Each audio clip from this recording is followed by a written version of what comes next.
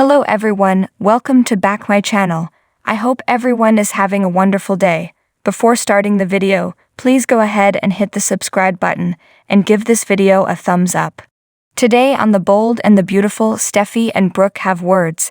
Liam makes a request of Douglas, and Hope receives a reminder.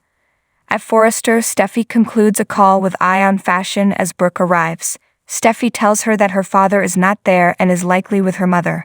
Brooke complains about her rubbing it in.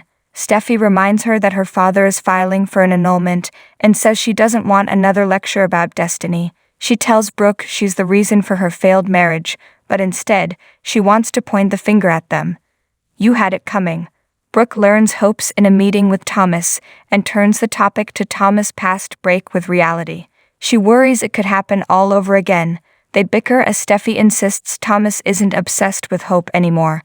Brooke complains he's getting too close to her and she won't let that happen. Steffi threatens to tell Ridge that Brooke is harassing his son. Brooke argues that Ridge knows the history. If Thomas is using Douglas to drive a wedge between Liam and Hope, she won't let that happen.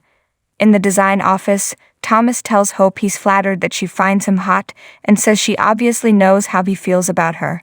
Hope wants to move past this and asks to see the chiffon dress. Thomas tries to stop her as she heads behind the changing screen, but she gasps in startled surprise at what she sees back there. The Hope mannequin. Hope demands to know what the thing is doing there. Thomas sighs that someone brought it up from downstairs. He can't understand why it wasn't burned and tells her it reminds him of a painful dark past. He is focused on a bright future with his son and asks Hope to say she believes him. At the Forrester mansion, Eric laughs as Douglas puts Liam in checkmate on the chessboard. Donna grins as Douglas confesses she has been giving him pointers in secret. Eric is stunned to hear she not only plays the game but was in a high school chess club. Douglas says Donna is a lot of fun and he's having an awesome time there. Liam tells the kid that he, Hope, and Beth really miss him. Do you think maybe it's time for you to come home? Douglas doesn't look thrilled by the idea. He gets Eric to confirm it's okay for him to stay. Donna and Eric leave them to talk alone. Liam tells the boy that home isn't the same without him. Douglas says Hope and Beth visit him there and the Forrester mansion is where he wants to be. He wants to be with his parents, his mom and his real dad.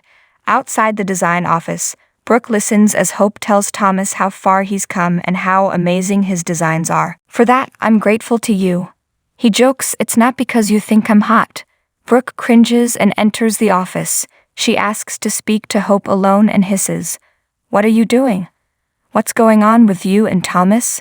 At the Forrester mansion, Liam assures Douglas he'd never tried to be his dad, but reminds him of all the fun they had together. "I kind of feel like we're buds." Douglas says, "We were." Liam really misses that and was hoping he did too. Douglas does, but he likes hanging out with his real family. In Steffi's office, Thomas tells her about Brooke barging into the design office and asking to speak to Hope alone. Steffi says she and Brooke exchanged words. She's still upset about losing Dad and now is starting on Thomas to get back at them. Thomas is unconcerned. Hope is solidly in his corner. In the design office, Hope informs her mother that when Thomas isn't there working hard on her line, he's with Douglas and their bond has really grown. She's seen how he is with the boy at Eric's and how much he's helped her with her line.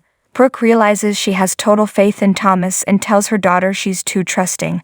Hope knows her mother is going to warn her to keep her guard up, but she needs to believe he's capable of change for their son's sake.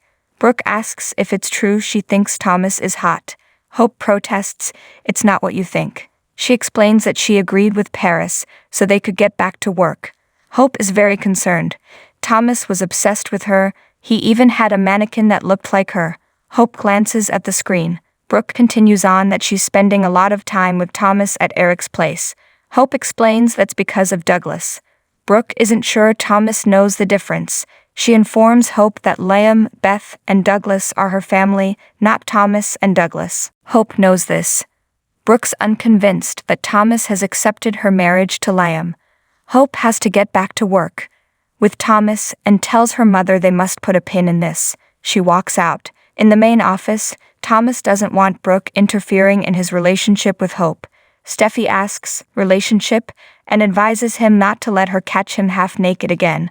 Hope comes in and Steffi says they were just talking about her. She jibes, "Keep your pants on, stud," as she exits. Hope tells Thomas their mother overheard them talking. Thomas is sure she warned her about him. Hope reiterates she's seen the work he's put in with Douglas. She's also grateful for the work he's put in on her line. Thomas explains it's not hard to exemplify beauty when he's thinking about her.